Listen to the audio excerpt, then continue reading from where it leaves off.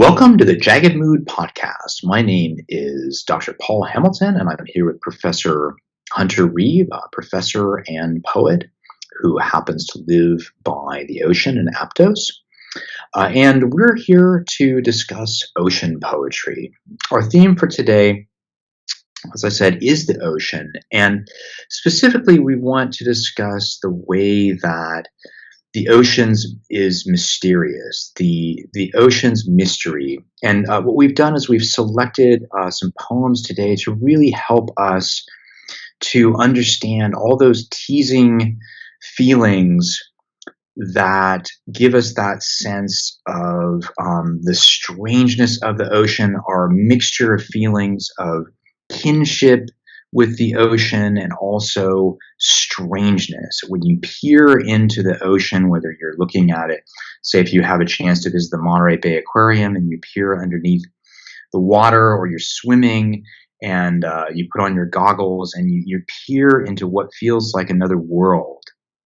At the same time, it's inside us and somehow is also intimately connected to us, and I think it's that contradiction that a lot of these poems that we want to discuss seem to try to articulate.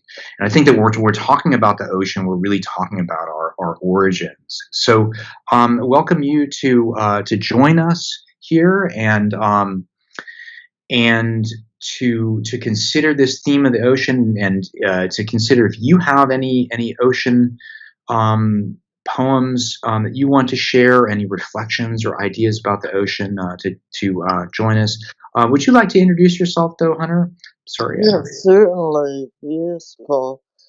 I'm Hunter Reeve, and I write poetry, and a lot of it's about the ocean because I live very close to the beach, and I walk by the ocean daily. And for a long time, I swam and body surfed. I don't do as much as that as I did, but maintain a close relationship with the ocean. And I think that Paul, you're going to read something significant to this about Shakespeare by Shakespeare. Right, right. And let me just give you guys an overview. So, we're going to be exploring this theme of the ocean, really picking great poems, and we're going to be reading Hunter Reeve's own poetry here. We're going to be surveying William Shakespeare's views of the ocean, T.S. Eliot, Robinson Jeffers, and Walt Whitman, and all these poems are going to give us that, different aspects of the ocean. So the first poem that I want to discuss today is called Ariel's Song, and this is from Shakespeare's The Tempest. And this is a song that is sung to Ferdinand, who is in a shipwreck and he washes the sea, and the song is sung by Ariel, who is a spirit, um, lives on the island, and Ariel reports to Ferdinand. It turns out that it's a lie, but he reports to him that his father has died in the shipwreck. And it goes like this: Full fathom 5 thy father lies, of his bones are coral made. Those are pearls that were his eyes. Nothing of him that doth fade, but does suffer a sea change into something rich and strange. Sea nymphs hourly ring his knell. Ding dong, hark now I hear them. Ding dong bell.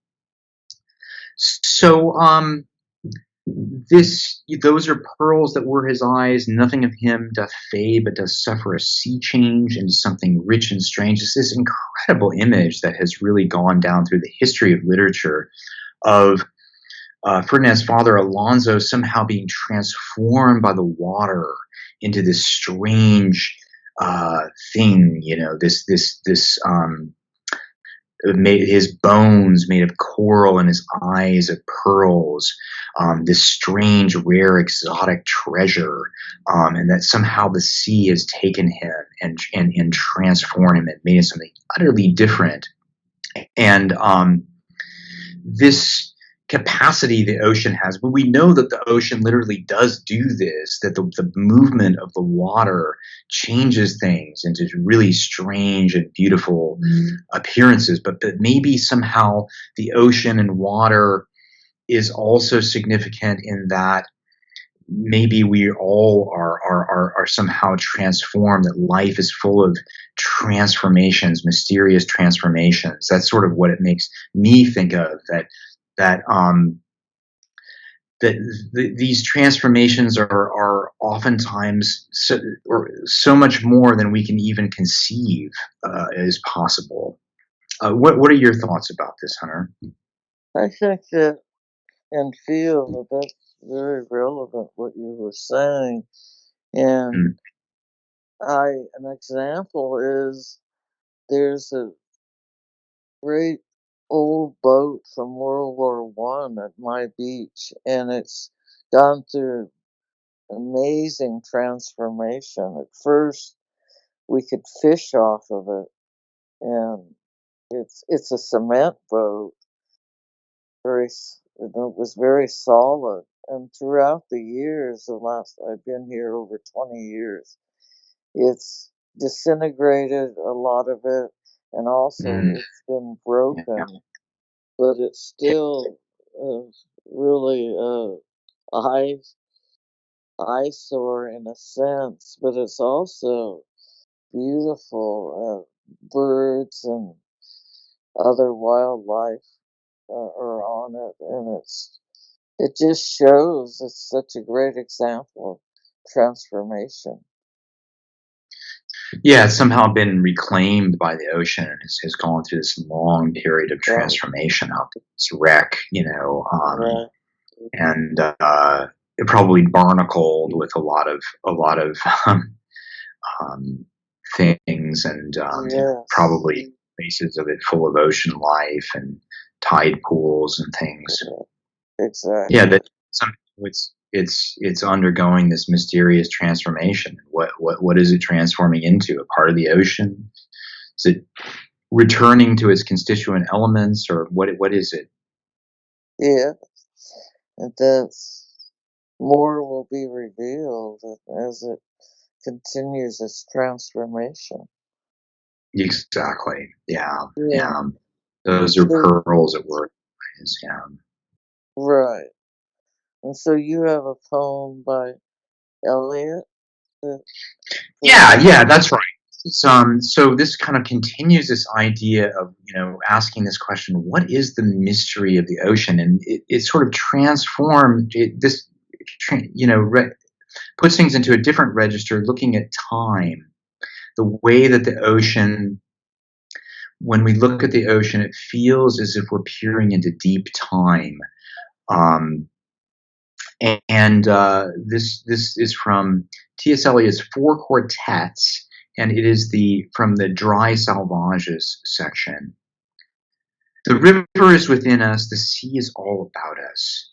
The sea is the land's edge also, the granite into which it reaches, the beaches where it tosses its hints of earlier and other creation, the starfish, the horseshoe crab, the whale's backbone.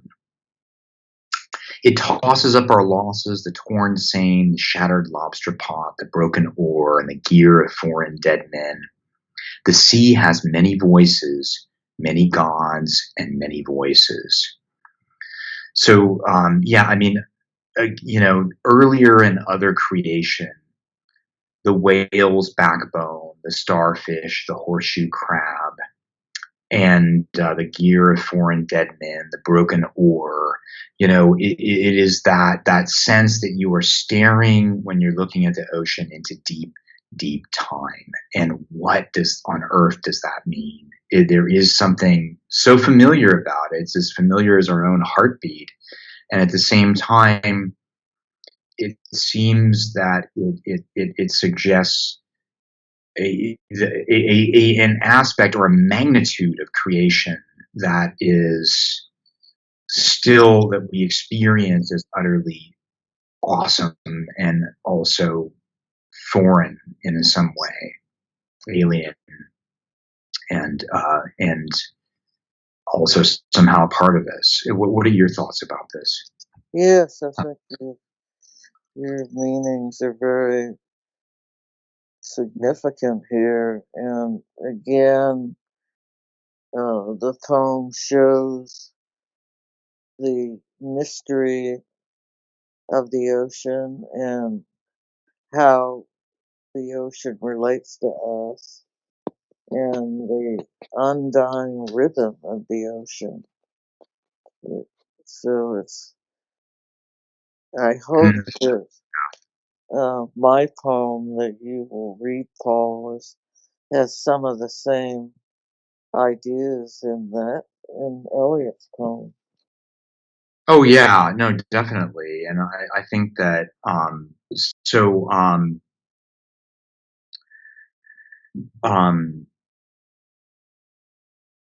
your poem reads like this: sumptuous, deep blue, salty sea with all its miracles beneath. Whale, keeper of the sea. Humans only on the small island with ocean surrounding it.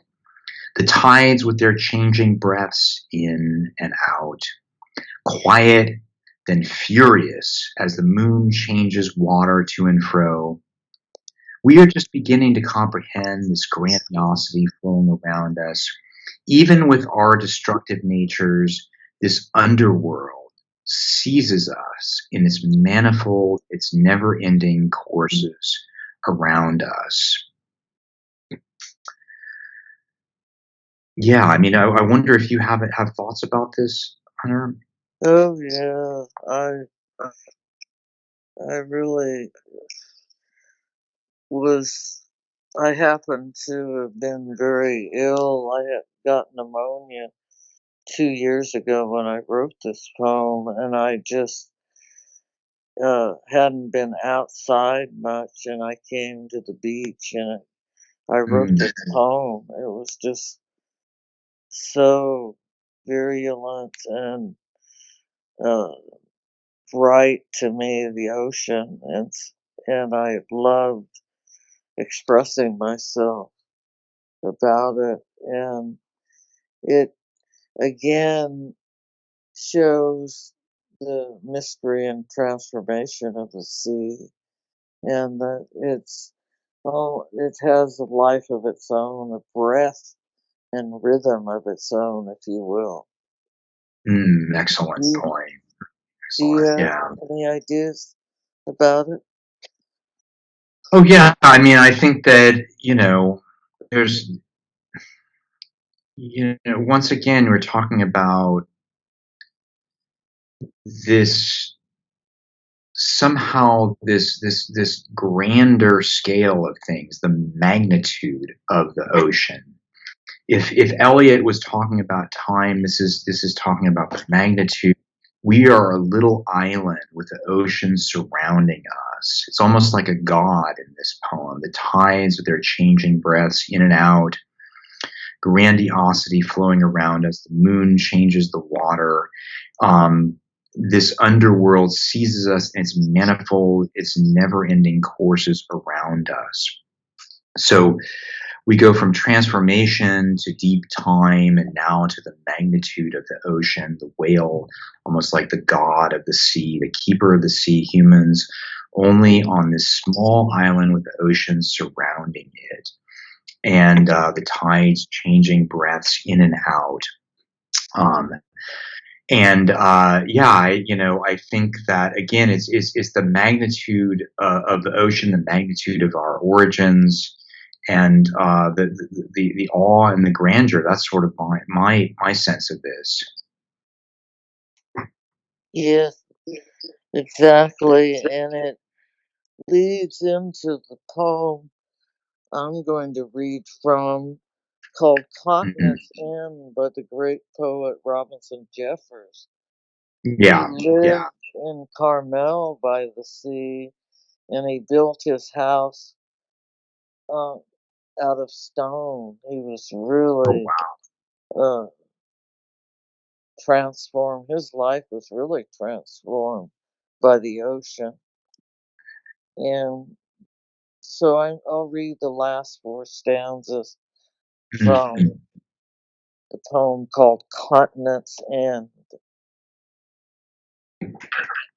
The long migration meet across you, and it is nothing to you. You have forgotten us, mother. You were much younger when we crawled out of the womb and lay in the sun's eye on the tide line.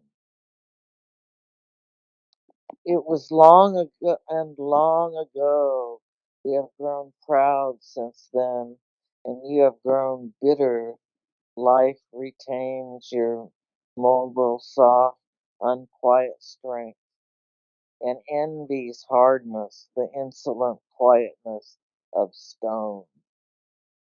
The tides are in our veins. We still mirror the stars. Life is your child, but there is in me older and harder than life and more impartial. The eye that watched before there was an ocean, that watched you fill your beds out of the condensation of thin vapor and watched you change them, that saw you soft and violent, wear your boundaries down, each rock shift places with the continents.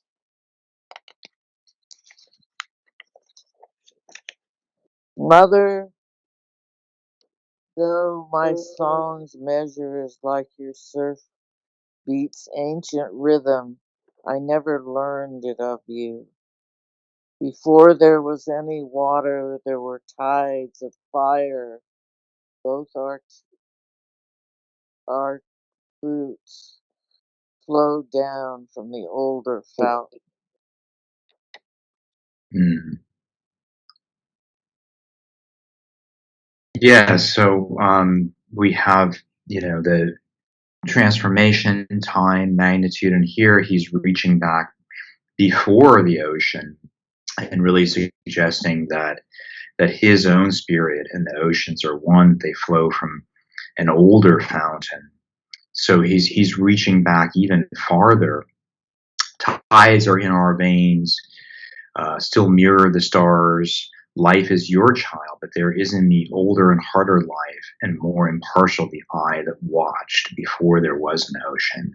So here he's suggesting that maybe the ocean, there's a mystery even beyond the ocean. The ocean, what is the origin of the ocean, or maybe that his own soul and the ocean share a common origin. That they're the one, but this eye that he talks about that watched before there was an ocean. What are your thoughts about that gorgeous poem? I feel that it shows the great comparison between the human and oceanic substance. That again, the blood and like seawater in our veins, Mm, and again, the next to the last stanza, we will mirror the stars. Life is your child, but there is in me older and harder than life and more impartial. The eye that watched before there was an ocean. mm, And so then, as you said, it goes back very ancient, and we could, as we know, when we discover other galaxies and other stars, that there's a great mystery there, and there are other oceans out there. And it again begins to really get our curiosity up of the unknown again and the great mystery of the ocean. yeah, I mean, what the ocean is to the earth, the stars really are to the sky, aren't they? Exactly. Beautifully The put. utter, staggering, unfathomable mystery. Right. And this poem again has elements of the poem you read by Whitman. Mhm. Yeah, yeah. So looking at here, he's talking about the origin of all life and the origin of himself as a poet.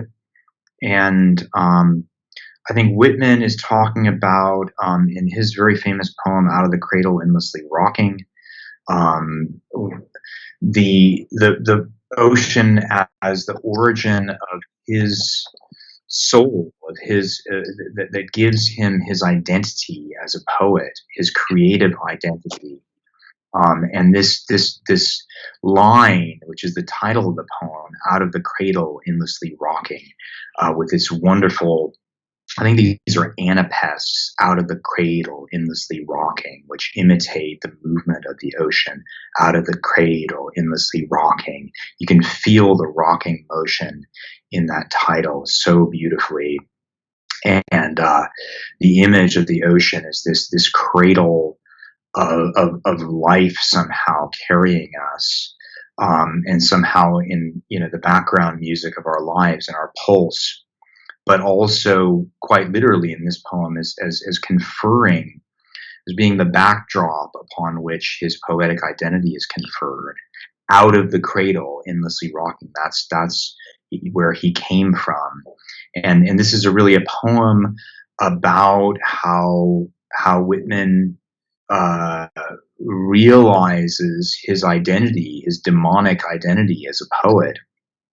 Um, Out of the cradle, endlessly rocking, out of the mockingbird's throat, the musical shuttle, out of the 9-month midnight, over the sterile sands and the fields beyond, where the child, leaving his bed, wandered alone, bareheaded, barefoot, down from the showered halo, up from the mystic play of shadows, twining and twisting as if they were live, out from the patches of briars and blackberries, from the memories of the bird that chanted to me, from your memories, sad brother, from the fitful risings and fallings I heard, from under that yellow half moon late risen and swollen as if with tears, from those beginning notes of yearning and love there in the mist, from the thousand responses of my heart never to cease, from the myriad thence aroused words, from the words stronger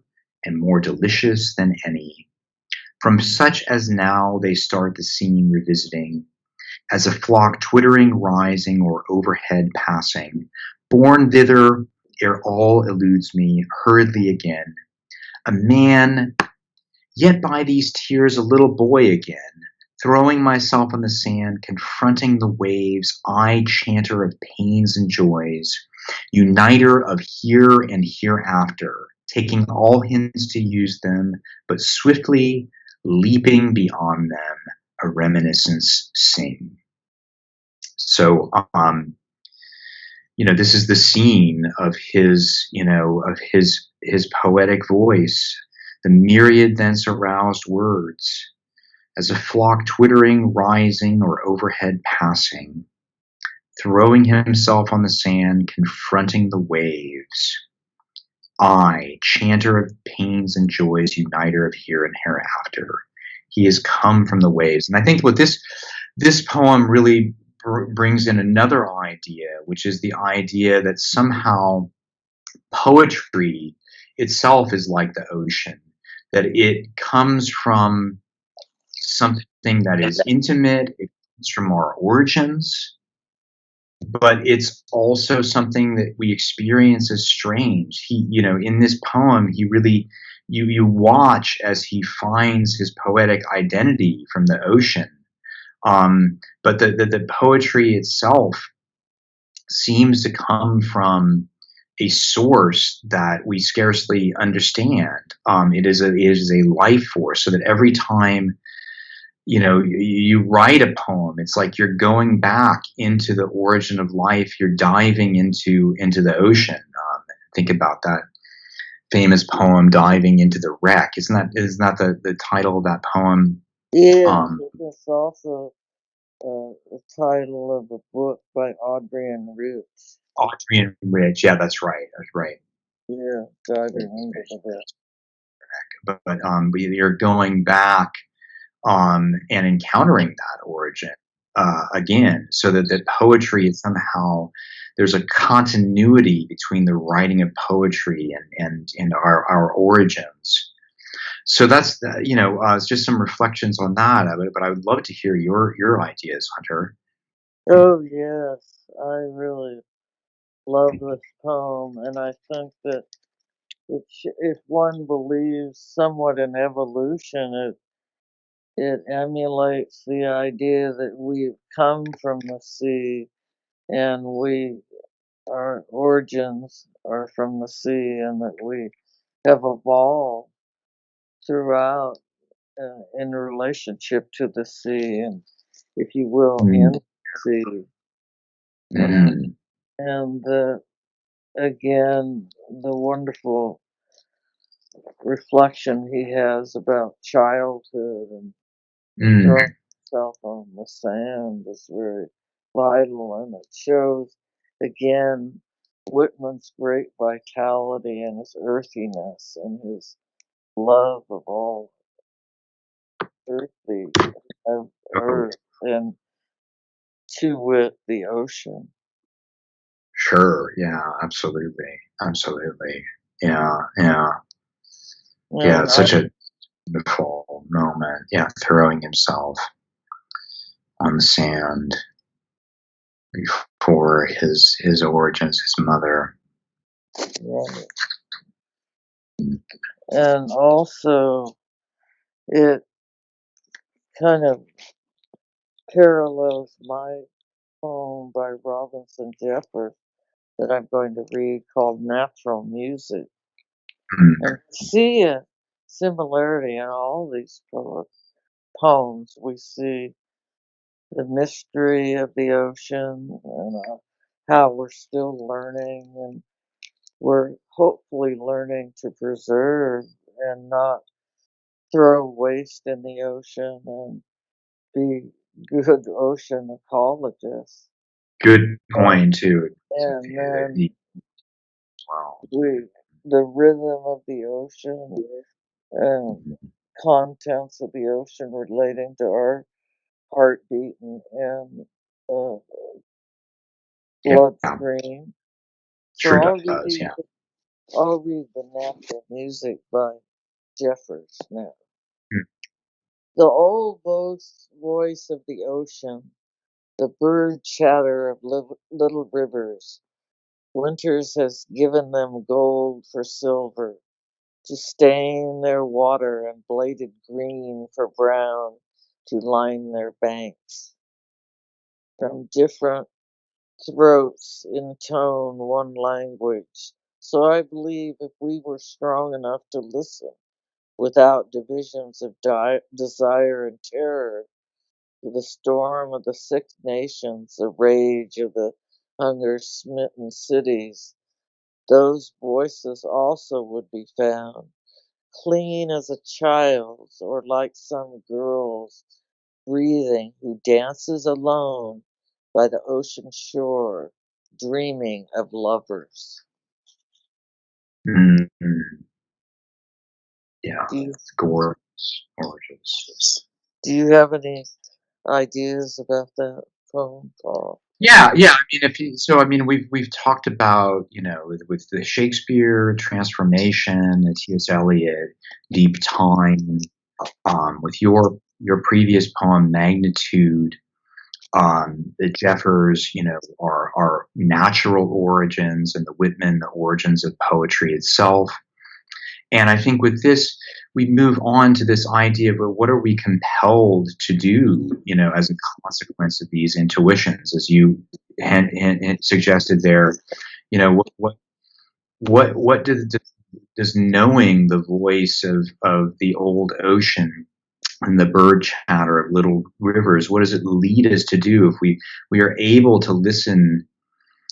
We are strong enough to listen without divisions of desire and terror, and we understand that we could understand nature's real voice, is a voice of peace, and it may then compel us to be better caretakers of nature, to be um, advocates for peace, and that that I mean, and you also write this in your poem, that despite I forget the exact quote here, but you say, even with our destructive natures, the underworld seizes us in its manifold, never-ending courses around us. That somehow there is this imperative to express our kinship with all of nature through a gesture of healing.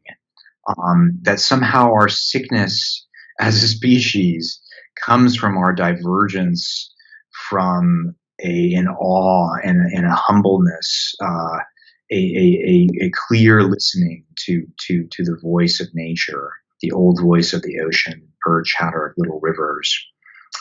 So that's kind of my reflection on this. Love to hear your thoughts on this wonderful poem that you chose.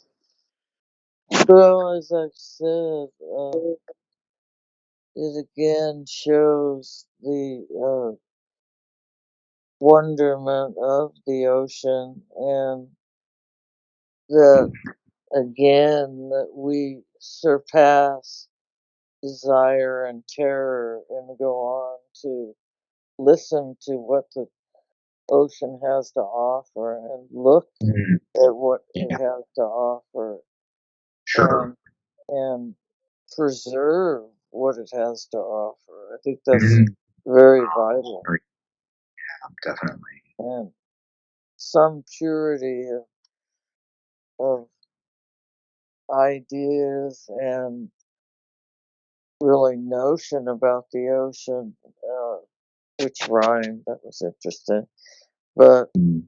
uh, they be maintained. I mean, these voices also would be found clean as a child's, or like some girl's breathing who dances alone by the ocean shore, dreaming of lovers. Mm. So that's vital. Yeah, yeah.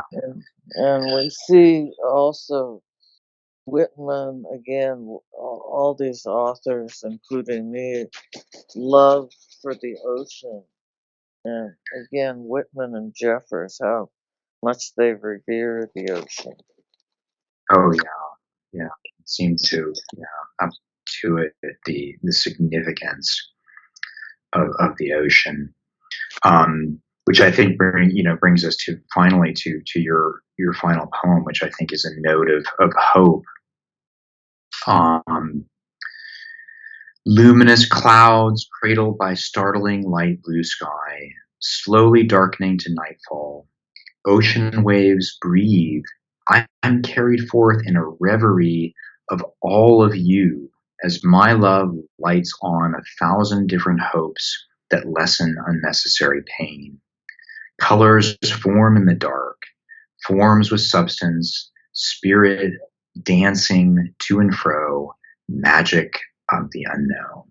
So I think is a wonderful way to conclude with the magic of the unknown, 1,000 different types of hope that lessen unnecessary pain. It's as if the ocean is generative of this hope, and we, leave with this awe in the presence of that magic of the unknown. What are your Yes, thoughts? This our final poem. Um, yes, yeah, yes. I think that if we respect and revere the ocean, we can help preserve it. And it yeah. again leads me to hope that some of you people out there will make comments and give some of your impressions of the ocean, and maybe include some of your own poetry. I'd love, and it's been wonderful to present these poems to you and to have Paul uh, be paired with him to be able to do this. I really hope that all of you are doing well out there also. Yeah, absolutely. It's been an absolute pleasure, Professor Reeve, um, and my dear friend Hunter, and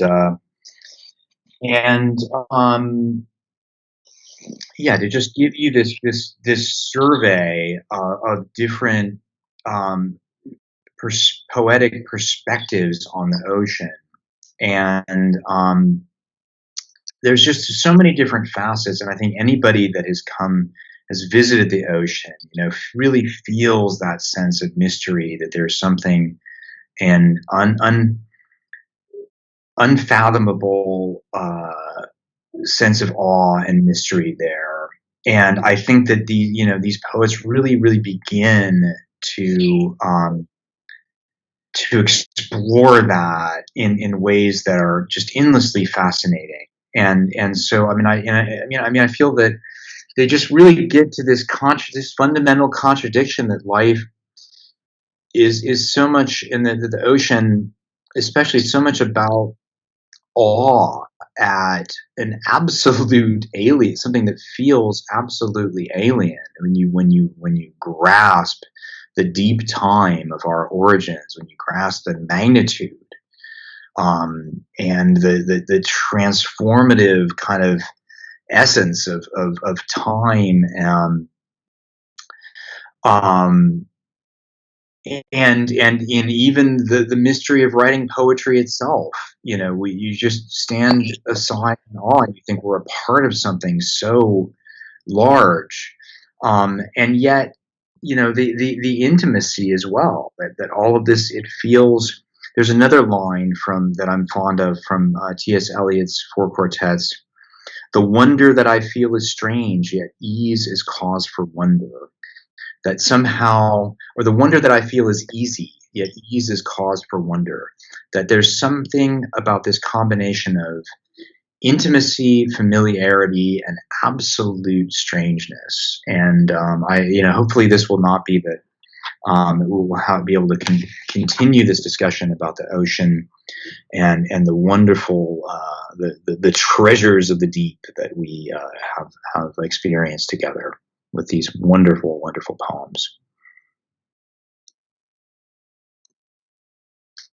Do you want to add anything else, Hunter? Or Yes, I just wanted to say goodbye for now, all, and have a wonderful week, and we hope to hear from you.